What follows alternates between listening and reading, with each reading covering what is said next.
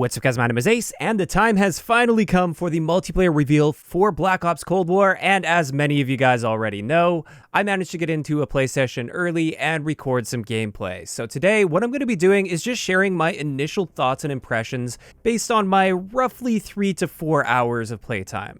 So big thank you to Activision for inviting me out to that playtest. This was from home though, so they didn't fly me out or anything like previous events. But it was still really nice to get the opportunity to play and capture some gameplay for a few hours at least. But it is important to keep in mind that I only have a few hours of gameplay time here, so these are going to be very basic impressions, and some of the opinions I share in today's video may end up changing once we get more gameplay time with the beta, for instance. But with that, let's just hop into it. I'm going to start it off with the things that I really liked about the game so far. Then toward the end of the video, this is where I'm going to share the things that I either didn't like or I'm a bit unsure of, and I definitely do have some pretty notable criticisms that I want to make sure I express early on. But focusing on the good, the first thing is the 6v6 maps that we played. We had access to 3 of them, which are Satellite, which is the desert map, Miami, which is that nighttime map with all the bright neon lights and everything. This is the one that was leaked last week. I'm sure many of you guys have already seen that leaked gameplay. And then finally we have Moscow as a 6v6 map. And overall, I'm liking what I'm seeing when it comes to the 6v6 maps. All of them seem to be a nice medium size where they're not too small and cramped and chaotic, but they're also not way too large to where you can't find the fight. They seem to be that nice happy middle ground. There's also nice room for spawn relief, so the spawns didn't get too crazy, and the overall spawn logic also just seemed intuitive and it made sense right from the beginning. Now, of course, I'm not saying the spawns are absolutely flawless in the alpha stage. I'm sure as we get more gameplay time, we will probably uncover some issues and things will need to get worked out, as they always do. But I did notice immediately that it seemed to make sense where I was spawning most of the time, and it also didn't seem that difficult to generally predict where the enemy players are going to be spawning and when a spawn flip was going to occur. So that right there is already great news for me. I was so happy and relieved to see this after playing a year of Modern Warfare. So those 2 areas I think were quite solid based on my limited experience. Next up, the loadout system. I really like how they're handling the loadout system. Now, I'm probably going to do an entirely separate video going into great detail of how this works, because people will be interested in that. But generally speaking, this is kind of like a hybrid between Pick 10 and the gunsmith system. So we do still have a gunsmith where you can put on 5 attachments by default on your primary weapon, and you can load that up. And all these attachments have a wide variety of effects, just like in Modern Warfare. But outside of that, we have essentially like wild cards that allow you to potentially stack up on multiple perks from the same tier, or you can stack up and completely max out your attachments on your primary, and there's a few other things that you can do with those as well, and I think this is going to work out great. Again, I'm not saying everything is perfectly balanced because this is limited playtime, but the overall idea of this loadout system, I'm a big fan of so far. Getting into some of the details of that, we've got 1 perk returning that I am so happy to see. This is the Ninja perk, or effectively Dead Silence, and this one makes your footsteps quieter. Not silent, but quieter. I want to be very clear about that. I was still hearing people approach me if they were sprinting and they got close with Ninja equipped, and other people definitely heard me as well as I sprinted up to them with Ninja equipped. But at the very least, it does make your footsteps quite a bit quieter, and I'm very happy to see that. Also, the Ghost perk, this works like previous Black Ops games, where it only works if you're on the move. And it is a bit forgiving as well. It's not like Black Ops 4, which was super unforgiving, like the moment you stop sprinting, you would end up being vulnerable and popping up on the radar. With this, you do have time to stop and maybe get a quick reload. It seems like there's roughly a 3-second cooldown after you stop moving before you have to start moving again if you want to remain off the radar. So with both of those, I'm really happy we've got them back. Additionally, something with the loadouts that I am really happy and excited to see is they actually show percentages for the impact of an attachment. So not only does the attachment tell you that it helps with your aim down sight time and it's an improvement, it tells you the exact percentage increase to your aim down sight speed. And it does this for all of the stats that I could see, and I'm really happy to see this. I hope they also don't have any hidden stats like in Modern Warfare. There are many attachments that change things, and it doesn't mention it anywhere in the description or the stat bars or anything. So I'm hoping that's not going to be the case here, but it is really nice to see that there is some proper transparency with actual percentages. Another thing that I'm really liking so far about this is the time to kill. Now again, this is a topic that probably deserves its own video, and I will probably be doing that where I break things down in greater detail. But just the feeling of the time to kill, it felt really nice. It definitely didn't seem as slow as Black Ops 4 with 150 health, but it also didn't seem as fast as Modern Warfare. It wasn't like you were just instantly dropping people. It felt like you had to actually sustain some aim on target in order to finish off your kills, and it rewards accuracy. And so far, I'm really liking the feel of that. Now, of course, weapon balance is something that's going to be tweaked a lot, especially from this build. The AK-74U was completely overpowered in the build that we played, so it's not the final weapon balancing by any means, but just in general, I liked the feeling of the time to kill. Also, something that's a little bit strange that I even have to mention this as a pro, we have a proper Call of Duty minimap returning where if you fire an unsuppressed weapon, even if the enemy doesn't have a UAV or a spy plane up, that enemy will show up on the radar. And on top of that, the minimap coverage appears to be quite a bit larger than Modern Warfare, and therefore there's going to be a lot more of the big picture coming into play, and people that are able to read that big picture and make decisions based on that are going to be able to succeed. It's not like Modern Warfare, where it's just going to heavily reward people that can basically only manage their immediate surroundings. Also, another thing that I really like is score streaks are back. Getting score is rewarded, playing the objective is going to be rewarded and encouraged, and people that are able to play the objective while also slaying out and staying alive, they're going to be rewarded more than anyone, which is great news in my opinion, because that's what requires the most skill, not only staying alive and getting kills, but also contributing to objective play. Having said this though, the score streaks don't reset on death. There's kind of a strange system here that's also going to require a video of its own where there's a cooldown time and you get certain bonuses to your score for staying alive while on a streak. So if you're dying constantly, you're still not going to get streaks, but they don't necessarily reset on death. And I'm a bit unsure about how I'm going to feel about this in the future. This one definitely requires more playtime. The only thing I know for sure about this is I'm happy that score is rewarded, not just kills. Moving on, something that I noticed in the menu that we didn't have access to, but it was there, looks like theater mode's coming back with this year's Call of Duty. Now, of course, technically this feature could be cut by the time the game launches, so it's not 100% guaranteed, but there was definitely a menu there in the alpha that was locked and we couldn't select. But I do really hope that theater mode does end up returning. Another little thing that I noticed is the play of the game is returning, and it seems like it's actually tuned quite well based on what I've seen in my limited experience. It seemed like every play of the game that popped up was actually a good play and worthy of being a play of the game, which I think is really nice. Modern Warfare's kill cam play of the game sort of hybrid, I feel like didn't work too well. There were many instances where I'd get quad feeds and then you would see the play of the game being a double kill or something stupid. But it looks like it's balanced much better in this game. Also, another minor thing, something that Treyarch likes to do that Infinity Ward doesn't, medals are returning, so for various actions in the game, you get medals awarded to you, which give you score and XP. But more importantly, I like that you can track those over time, and they go on your lifetime record, so you can see how many Fury kills you've got, or super kills, and it's just nice sort of accumulating those over the year.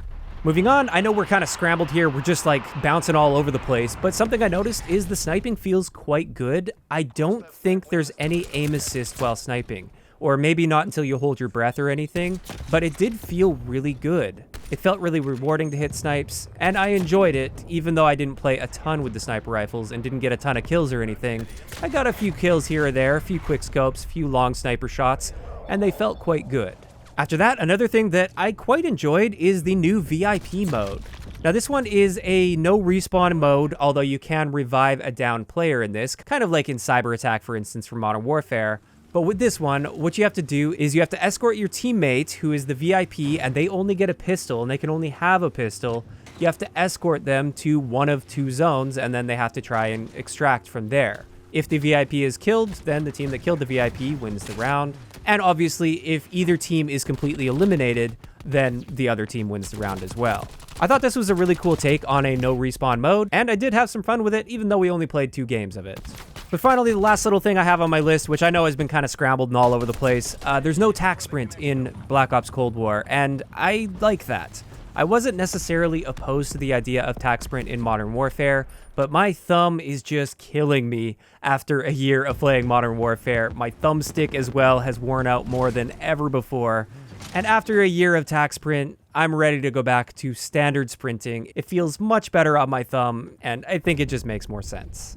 And with that, that's the list that I threw together of a bunch of the things that I noticed that I really liked based on my initial impressions with this alpha playtest. Of course, I'm sure there's a bunch of little things here or there that I didn't mention that I could have included on this list, but those are sort of the main things that stood out in my mind as I was throwing this list together. Now let's move into the criticisms, the bad things, or the things that I didn't really like all that much, or maybe I'm just a bit unsure of at this point. The first thing is the animations. Unfortunately, the animations in this game feel like a pretty big step back from Modern Warfare. As much as I've been vocal about my distaste for the gameplay of Modern Warfare, something that they absolutely nailed and really took to the next level for the COD franchise was their animations and the way that the weapons handle, the way that the character moves and feels. In my opinion, that's unmatched in the Call of Duty franchise. And at least based on this alpha build, they're not going to be matching it with Black Ops Cold War. It feels like we're stepping back in time a little bit when it comes to this, which is a bit disappointing. Now, don't get me wrong, I'll take solid gameplay over solid animations any day, and so far, it's looking like I'm going to enjoy the gameplay of Black Ops Cold War more than I enjoy the gameplay of Modern Warfare. But this was the first thing that really stood out to me when I hopped into the game. It did feel like a step backwards when it comes to kind of the character movement and the feel of how you handle the weapons. Just all of that felt like a step back. As for the next thing that I wasn't really a big fan of, this is the new Combined Arms playlist. And this is kind of like Black Ops Cold War's take on Ground War. What we played was 12v12, and the maps for these are quite large and open. And it's very similar to Ground War in the sense that it's kind of like a large-scale domination where you have like 5 flags instead of just 3, and it's on a much larger scale. There's also vehicles and tanks, which the tanks were super tanky. They were very difficult to destroy. It seemed like rocket launchers barely even touched the health of those tanks, which was quite frustrating. So that's a complaint on its own, but the overall big picture of this mode as well, I don't think is well executed in the game's current state. With this, there is no ability to select your spawn point, unlike Ground War in Modern Warfare, and there are no squads like in Modern Warfare Ground War. What this means is the game selects the spawns for you, just like it does in regular 6v6 multiplayer, and we had one game in particular where the other team got stacked pretty heavy. Scump was absolutely going off in a tank, and we got pinned back in our spawn really bad, and there's no escaping it. In Ground War, at least, you could work together as a squad, and one of your squad mates could maybe break free on a flank, and then the rest of the squad could spawn on that player, and that was a great way to play these large-scale modes. And I just felt like it didn't play well at all. I really didn't enjoy these large-scale modes very much at all. And I think that's the key factor, is the lack of an ability to choose your spawn location or the lack of the ability to have squad mates to spawn on. So if they don't make any serious changes to that, it looks like this year might be the opposite as last year. Last year, I preferred Ground War over the standard 6v6 in Modern Warfare. This year, I'm really enjoying the 6v6 based on what we played, but I don't like these larger scale modes at all. Now, moving into something that also felt like a bit of a step back from Modern Warfare, there are no executions as far as I could tell within this build of Cold War. I did manage to finally sneak up behind somebody and melee them in the back, and I tried holding just like you would do in Modern Warfare, and it didn't trigger any sort of an execution. It was a one-hit kill to the back, but there was no execution animation, which I'm a bit disappointed in, and hopefully that's just because this is an alpha build and they'll add it down the road. But I'm not going to hold my breath for that, and that is a critique that I have. I really would like to see those executions return. Additionally, something I fully expected to be there that isn't there in the current build, there is no weapon inspect feature as far as I can tell. I tried all the different combinations of buttons that we've been able to use in the past for various weapon inspect animations in different games, and none of them seem to work. So as far as I can tell, there is no weapon inspect yet. Again, this is something that maybe they'll add down the road. It is just an alpha build of the game, but it's something that is worth mentioning because I really like those weapon inspect animations. Next up, a relatively small thing, but something I wanted to mention that I found a bit annoying. They brought back those blue dots above your teammates' heads in-game, even if the teammates are on the other side of the map or through a bunch of walls. I'm personally not a fan of those. If anything, I wish they would at least give us an option to disable those dots, or at least disable them if we can't actually directly see our teammates. Because even in this limited playtime, I ran into a couple situations where I had that blue dot appear directly above an enemy player because I had a teammate that was on the other side of the map, but they were lined up just perfectly with an enemy, and that caused me to hesitate just for long enough to lose that gunfight that I otherwise probably had a pretty good chance of winning. Now finally, one last piece of criticism I have based on this early initial impression of the alpha. This was the fact that it didn't appear there was any way to check your actual ping in-game at all. It seems like they've been kind of getting away from that in recent Call of Duty games, but there was always an option in the start menu where you could hit start and go over to options, and then you could see your in-game ping. In this build that we had access to, there was no way of seeing your actual ping. You can turn on the network icons, which you see popping up constantly in all of my gameplays, because I had very high ping in my gameplays, which was quite frustrating because I'm also playing against a lot of pro players or retired pros, and also just really good streamers and content creators. But yeah, I really wanted to see what my ping was, and it didn't seem like it was possible at all. So I'm hoping this isn't something that's going to carry through to the full build of the game. I'm hoping there will be at least some way to check your ping. That would just be unacceptable for a AAA first-person shooter where ping is so important. You have to be able to check that in some way in-game. So that's a feature that better be coming for the full build of the game, or even the beta. I really hope we see it for that. And with that, that pretty much covers it for my basic initial impressions based on my little bit of playtime with this alpha build of the game. Overall, I would say at this point, I'm optimistic for 6v6, which is really good because from the beginning last year when I attended the pre-reveal event for Modern Warfare, I straight up said I didn't like 6v6. It's the opposite this time around. It looks like 6v6 is actually going to play quite well for my preferences, which is really nice. And a big thing with that is this feels like it's more of a return to Call of Duty. It kind of felt like a mix between Black Ops 1 and Black Ops 2 when it comes to the overall feel of the gameplay.